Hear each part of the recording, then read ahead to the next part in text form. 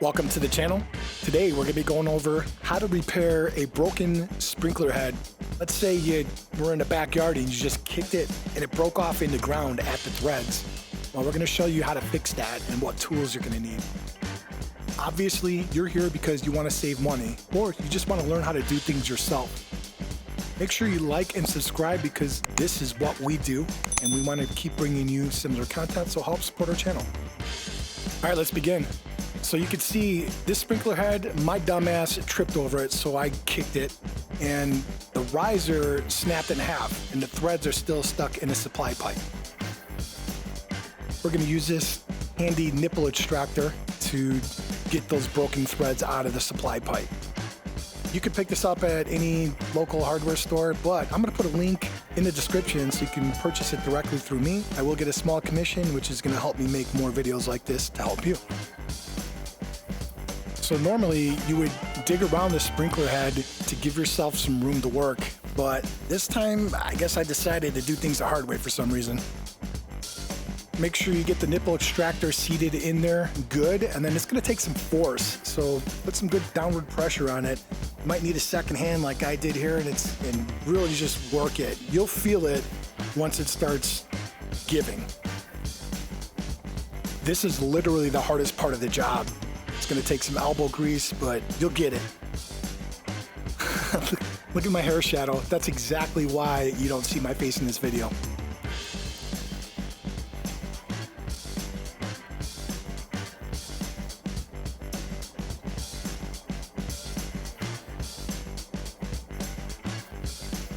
See? Give yourself some room before you start so you can see what you're doing. Learn from my mistake.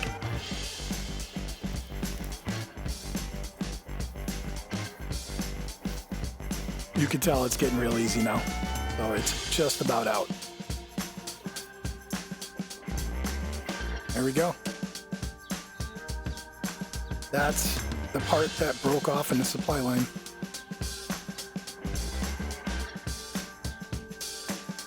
Now a trip to the local hardware store. Conveniently for you, I posted a link down in the description below for the tools and the cutoff riser you're gonna need. It's a link to Amazon, so you'll get it really quick.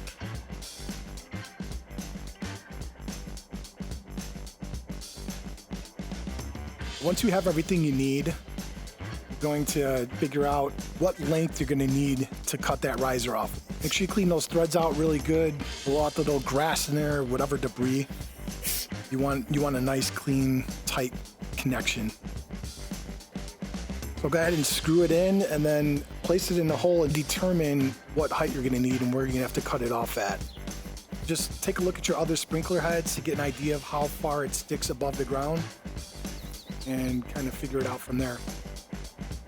If you mess it up, it's really easy to do it again. These things are so cheap. This tool, I got a link down in the description. It is badass. It is my favorite PVC cutter of all time.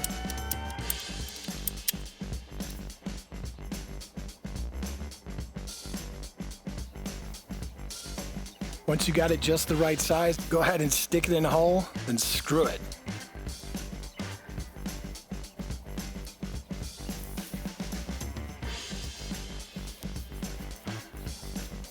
Just a little more than hand tight.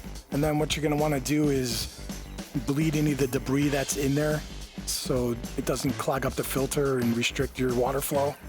Make sure you hold on to that stem with dear life while you unscrew the head to take the filter out, because if that thing retracts inside, it is spring loaded.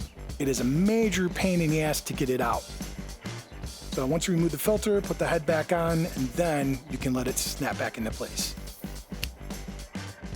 Go ahead and turn your zone valve on manually or do it through your controller, however you want to do it. And let the water bleed out for about a minute or two just to get any debris out so it doesn't clog that filter and restrict the head that you just fixed.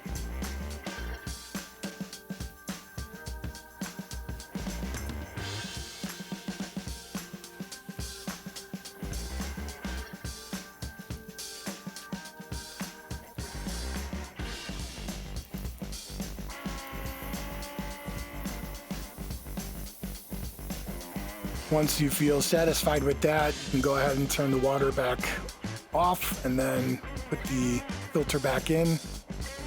You're good to go. Turn it back on and adjust your spray pattern. That's it. You're done. Nice job. Don't forget to like and subscribe, please. And I highly suggest getting the tools and supplies you need from the link unless you're in a major hurry. But save yourself some time.